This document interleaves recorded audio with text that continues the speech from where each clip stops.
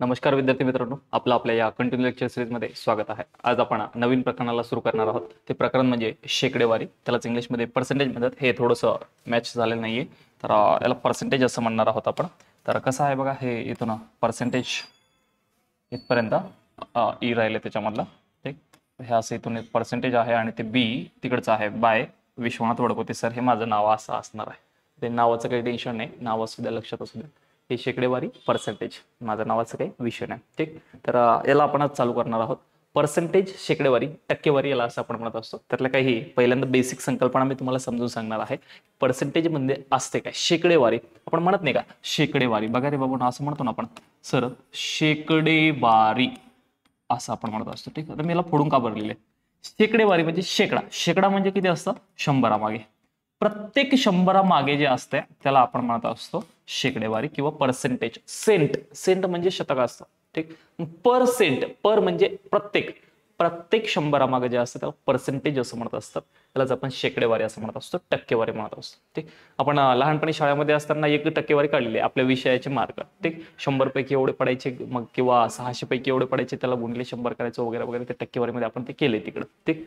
आता इथं पण आपल्याला तसंच करायचंय, इथं पण काय करायचं आपल्याला, तसंच करायचंय, फक्त इथं कन्सेप्ट थोडीशी वेगळी असणार आहे। शेकडेवारी, या शेकडेवारीसाठी म्हणजे पर्सेंटेज साठी एक चिन्ह दिलं जातं, तर चिन्ह कोणतं असतं तर ते लक्षात असू द्या। हे चिन्ह असणार आहे बघा, हे इथं चिन्ह, हे पर्सेंटेजचं चिन्ह आहे बघा। हे ऑलमोस्ट तुम्हाला सगळ्यांनाही माहितीच असेल, हे टक्केवारीचं चिन्ह आहे, पर्सेंटेजचं चिन्ह आहे। तर हे चिन्ह आम्हाला माहिती असलं पाहिजे। हे चिन्ह जिथं जिथं लागतं त्याचा अर्थ असतो आपल्याला शेकडेवारी काढा, पर्सेंटेज काढा, ठीक। आणि 100 मागे काढायचं असतं, आणि हे चिन्ह ज्याला लागत असतं ते पर्सेंटेज असतं, असं लक्षात असू द्या, ठीक।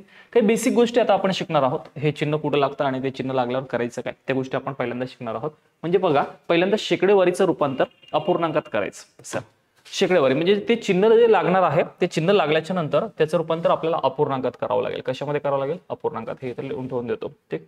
चला बघा, शेकडेवारीचं रूपांतर करायचंय अपूर्णांकात करायचं, म्हणजे कोणामध्ये करायचं सर, तर ज्या गोष्टी अंश आणि छेद स्वरूपात असतात, अंश आणि छेद स्वरूपात असतात, त्यामध्ये आपल्याला याचं रूपांतर करायचं। अंश आणि छेदामध्ये त्याचं रूपांतर आपल्याला करायचं, ठीक। कसं करणार, काय करणार, एक एक गोष्ट आता समजून घेणार आहोत। बघा, जर शेकडेवारी दिलं असेल आणि अपूर्णांकात रूपांतर करायचं असेल तर एक छोटंसं एक्झाम्पल समजून घ्या। समजा जर मी तुम्हाला म्हटलं 10%, किती टक्के म्हणले, 10%, हे शेकडेवारीत आहे ना, पर्सेंटेज मध्ये आहे। कधीही असू द्या, कुठेही असू द्या, कधीही असू द्या आणि कुठेही असू द्या, जर आपल्याला दिलेल्या संख्येला हे चिन्ह लागलं असेल, टक्केवारीचं चिन्ह, कोणतं, टक्केवारीचं चिन्ह जर लागलेलं असेल तर नेहमी त्या संख्येला भागिले 100 करायचं। कोणती संख्या असू द्या, त्या संख्येला भागाकारात काय करायचं, 100। मग याच्यावरून आमचा एक पॉईंट निघतो बघा, याच्यावरून एक आमचा पॉईंट निघतो, शेकडेवारीचे अपूर्णांकात रूपांतर करत असताना त्या संख्येला नेहमी, नेहमी म्हणतोय, नेहमी 100 ने भाग द्यावा। 100 ने काय करावा, भाग द्यावा, हे लक्षात असू द्या। 100 ने भाग द्यावा, हा पॉईंट तुमचा 100% लक्षात असला पाहिजे। कितीने भाग द्यायचा, 100 ने भाग द्यायचा। भाई 100 ने भाग द्यायचा, मग आमचं ते रूपांतर होत असतं। 100 ने भाग दिल्यावर काय होत असतं, रूपांतर, ठीक। बघा, आता सोप्या भाषेत आणि गावरान भाषेत आहे का, जिथं जिथं टक्केवारी चिन्ह दिसलं त्या संख्येच्या खाली 100 लिहायचे म्हणजे लिहायचे, त्या संख्येच्या खाली 100 लिहायचे म्हणजे लिहायचे, ठीक। तर सर लिहा, करा रूपांतर। बघा सर, हा 1 0, हा 1 0 कट, कोण राहिले, 1/10 झालं आमचं रूपांतर अपूर्णांकात। कशामध्ये झालं, अपूर्णांकात। काय केलं, 100 ने भाग दिला, 1/10।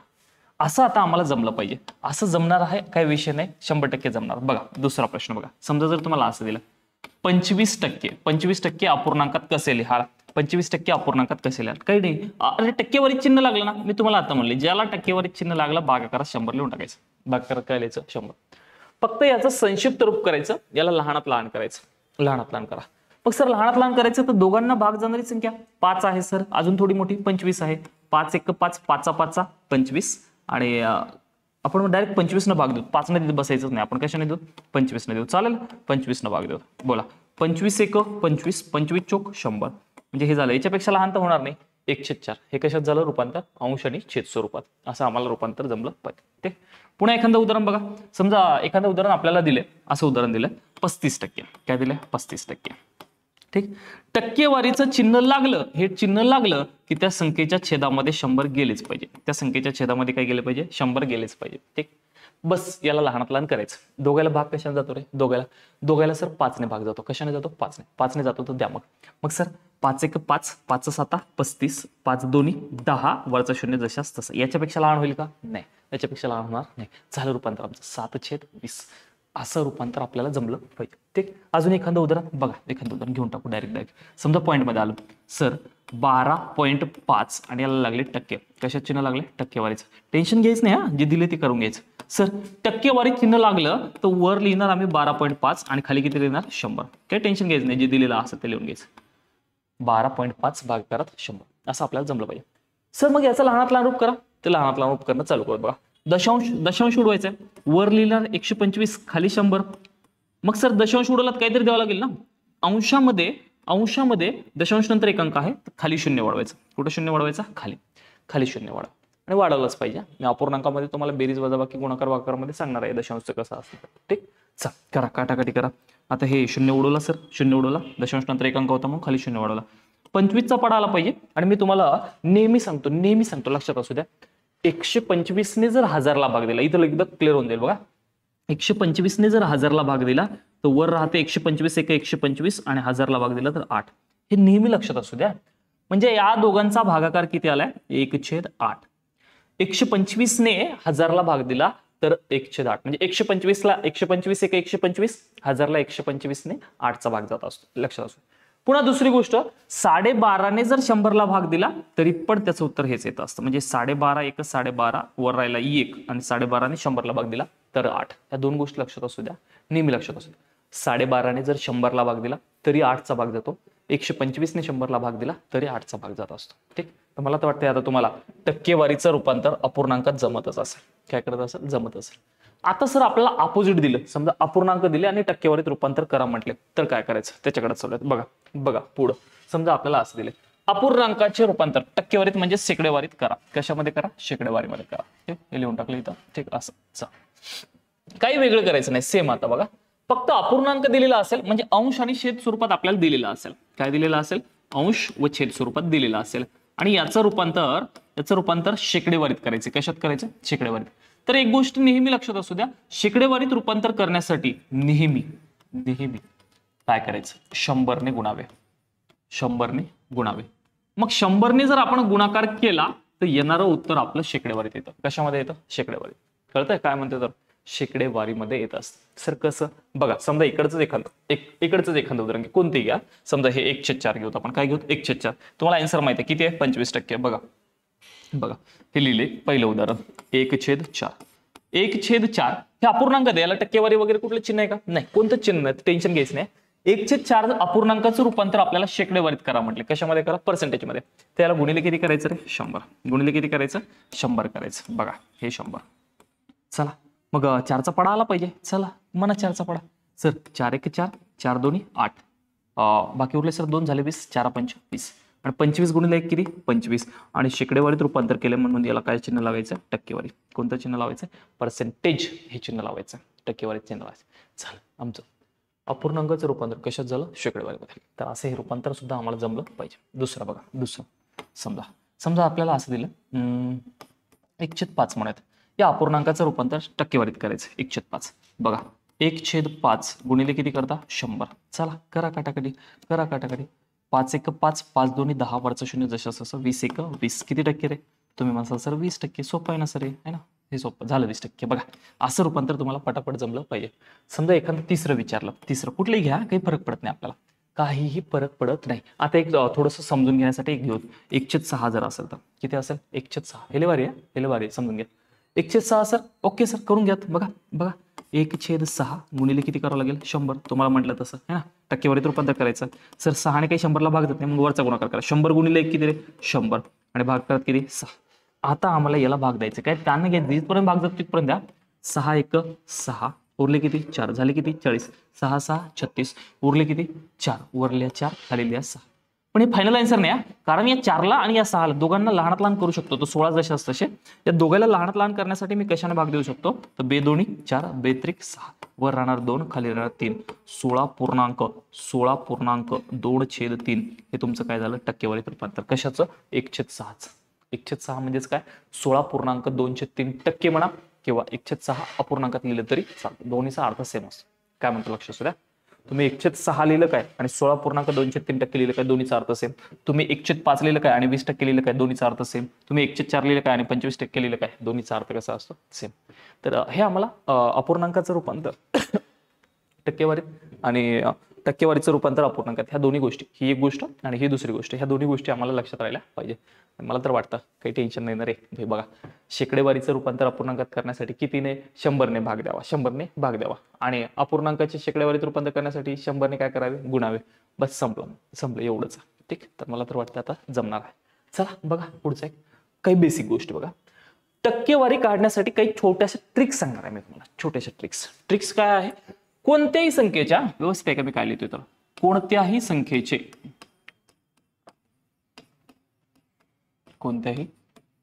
संख्येचे 10% काढण्यासाठी 10% काढणे. कोणतीही संख्या असू द्या, कोणत्याही संख्येचे जर तुम्हाला 10% विचारले तर काय करायचं. समजा मी म्हणेल तुम्हाला असा समजा प्रश्न आला, 500चे किती टक्के काढा, 10%. 10% किती, तर काही टेन्शन घ्यायचं नाही. तुम्हाला टक्केवारी अजून मी काही सांगितली नाही कशी काढतात, तर पहिल्यांदा ट्रिक समजून घ्या.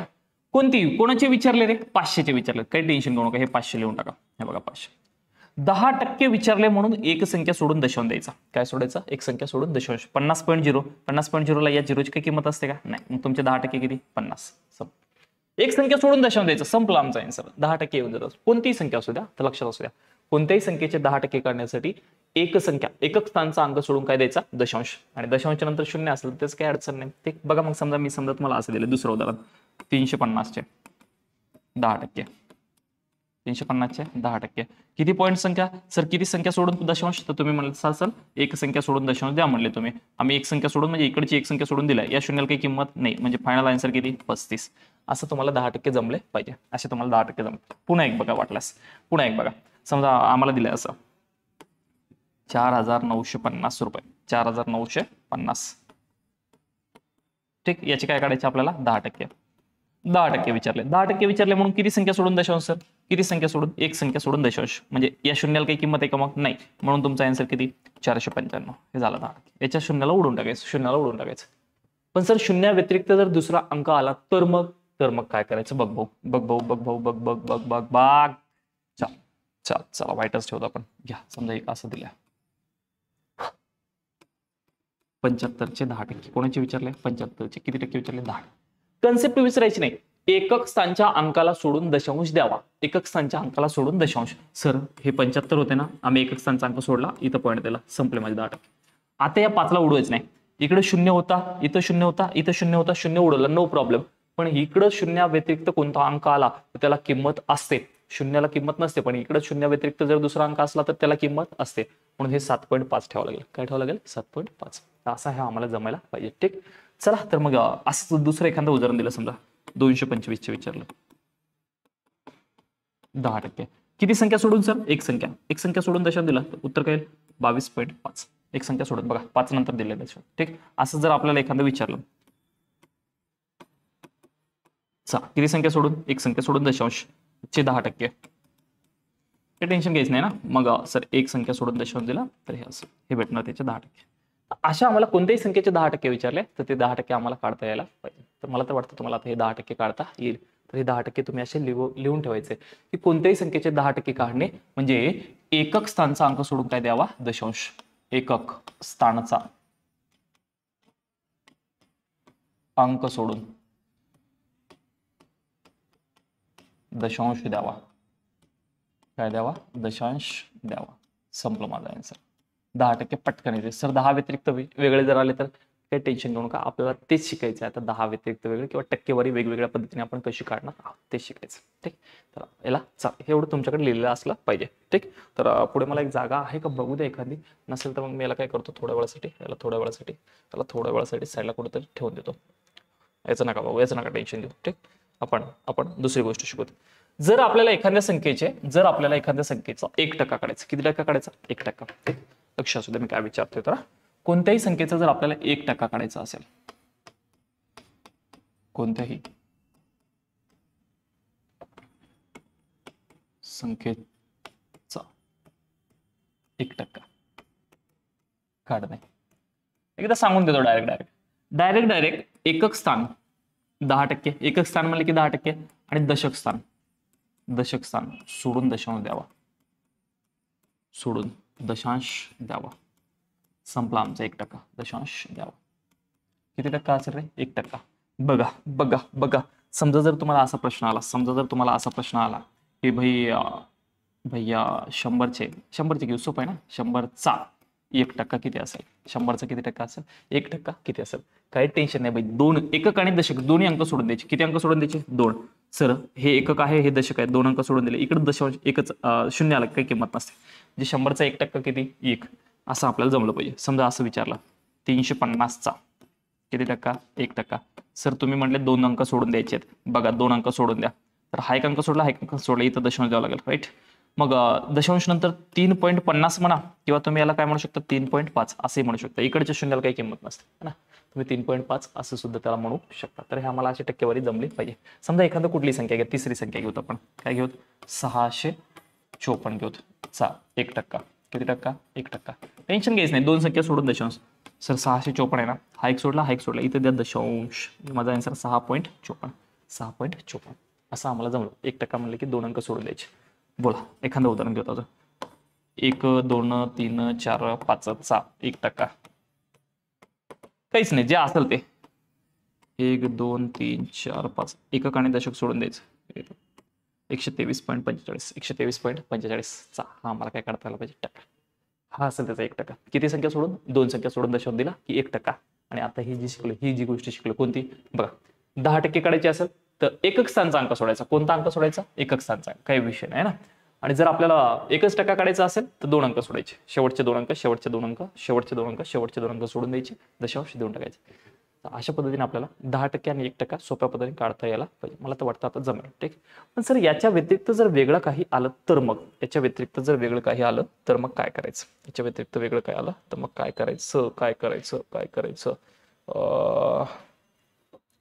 हे राहू द्या, हे इकडे साईडला कुठेतरी ठेवून देऊ. वाटलं डिलीटच मारून टाकू, त्याला काही विषय नाही. ठीक. पुढे एखादं उदाहरण बघू. त्याला थोडंसं साईडला ठेवून देऊ आणि मी ते मागचं उदाहरण घेतो तुमचं, आहे ना.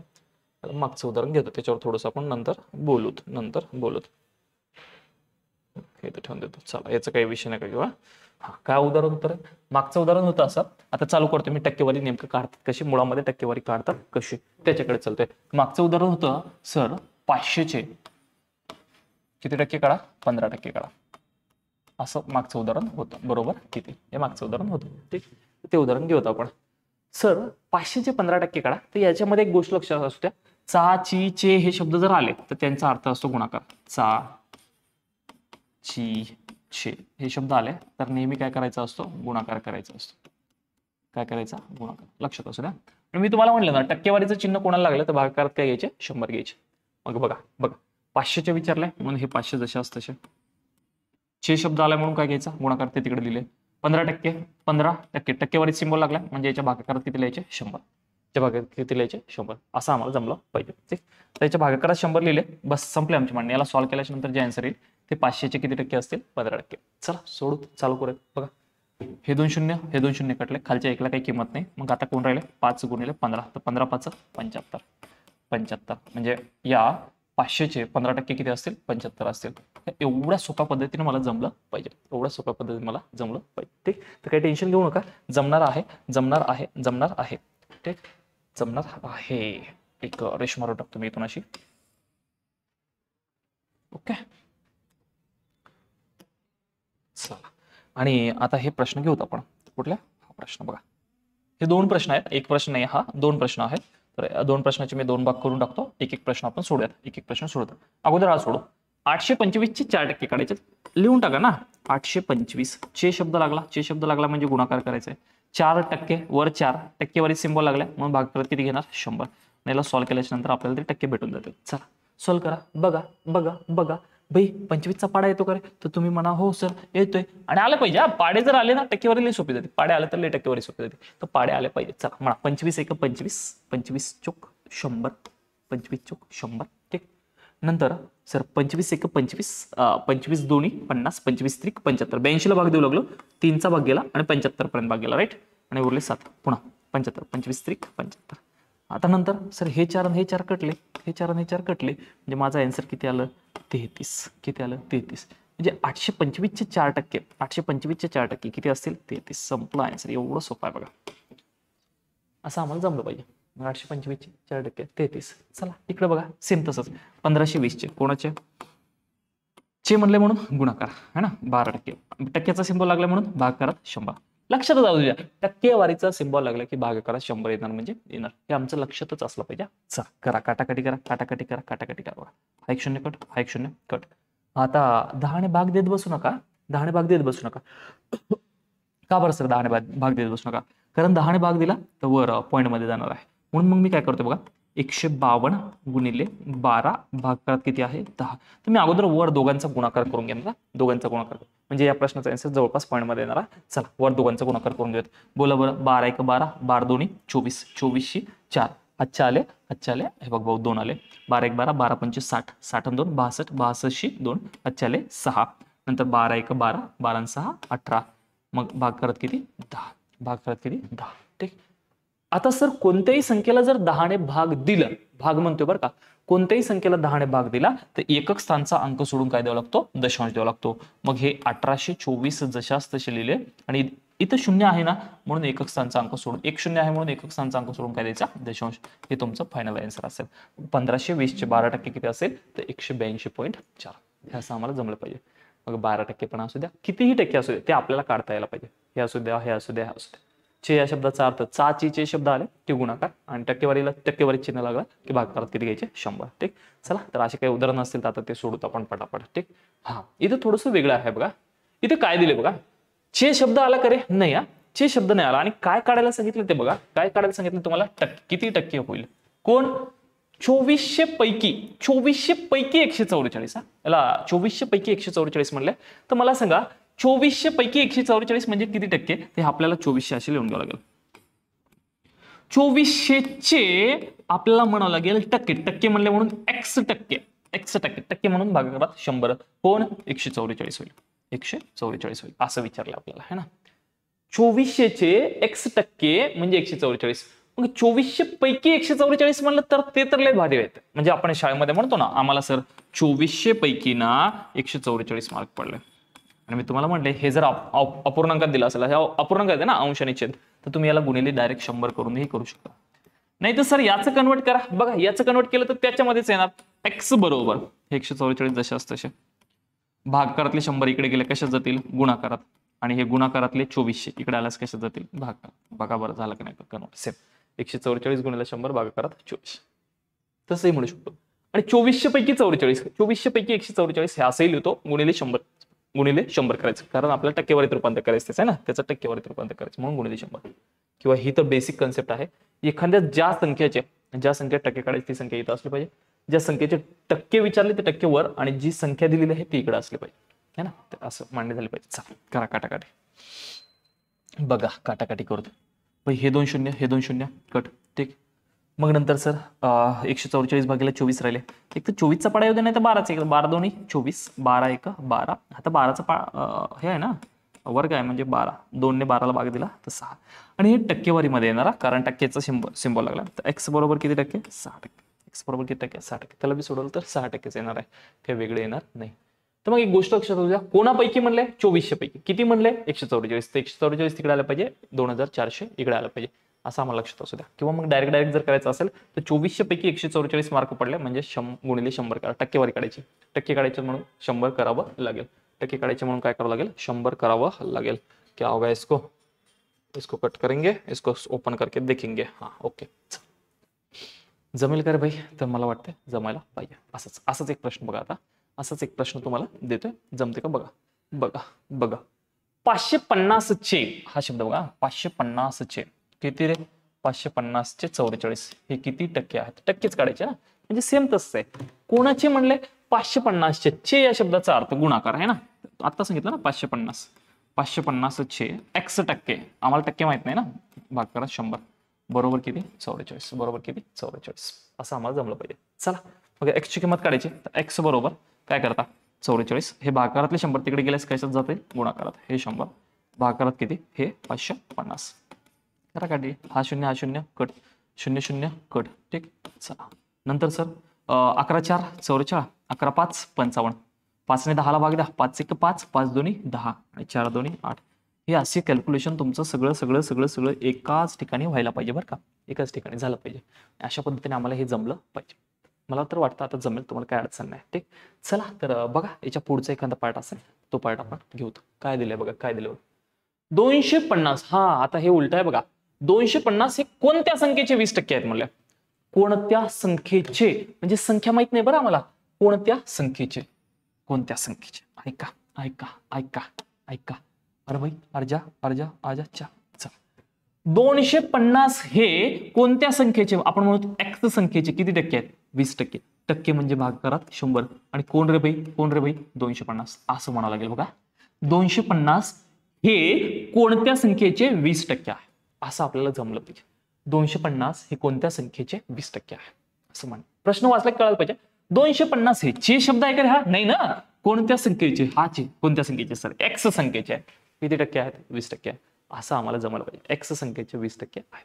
ठीक. करा कॅल्क्युलेशन. बघा ह्याला कन्वर्ट करू अगोदर. एक्स जशा असतं हे 250 जशा असतं भागाकारातले 100 इकडे गेलेस कशात जातील? गुणाकारात.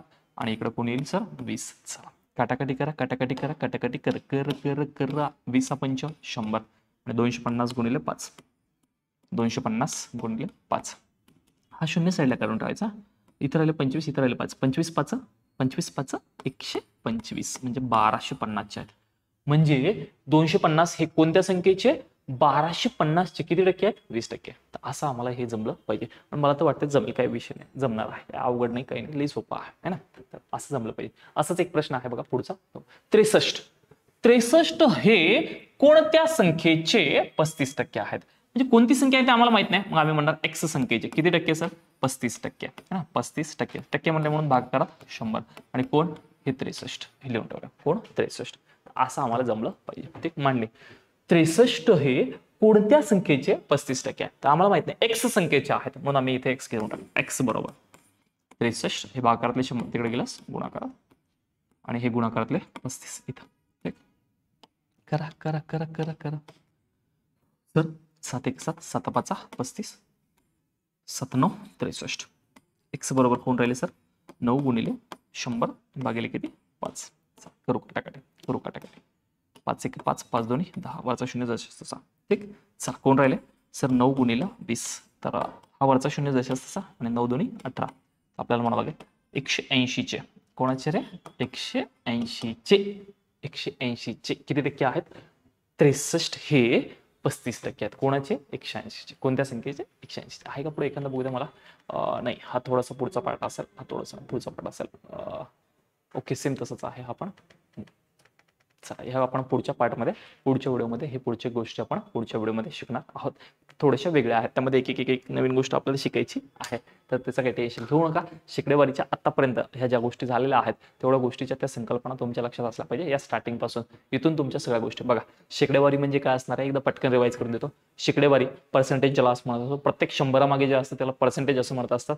हे ते पर्सेंटेजचं चिन्ह आहे, त्याला टक्केवारी असं म्हणत असतात. नंतर टक्केवारीचं रूपांतर. आपल्याला जर शेकडेवारीचं अपूर्णांकात रूपांतर करायचं असेल तर नेहमी 100 ने भाग द्यायचा. सोप्या भाषेत ऐका, ज्याला टक्केवारीचं चिन्ह लागलेलं असतं भागिले 100 लिहायचं असतं. नंतर दुसरी गोष्ट सर, अपूर्णांकाचं रूपांतर जर शेकडेवारीत करायचं असेल, अपूर्णांकाचं रूपांतर, तर त्याला 100 ने नेहमी काय करावे? गुणावे. 100 ने गुणावे. कुठल्या अपूर्णांक असू द्या 100 ने गुणून टाकायचं. मग कोणत्याही संख्येचे 10% काढायचे असेल तर तुम्हाला सांगितलं एक संख्या सोडून काय द्यायचं? दशांश. कोणत्याही संख्येचा 1% काढायचा असेल तर 2 संख्या सोडून दशांश द्यायचा. आपलं गावरान भाषेत लक्षात असू द्या, 2 संख्या सोडून दशांश देऊन टाकायचा. नंतर टक्केवारी कशी काढायची ते सांगितलं बघा. कोणत्याही संख्येचे चाचीचे हा शब्द असेल तर गुणाकार करायचा आणि ज्याला पर्सेंटेजचं चिन्ह लागलेलं असेल, टक्केवारीचं चिन्ह लागलेलं असेल त्याच्या भागाकारात किती घ्यायचे? 100 घ्यायचे. नेहमी गोष्ट लक्षात असू द्या.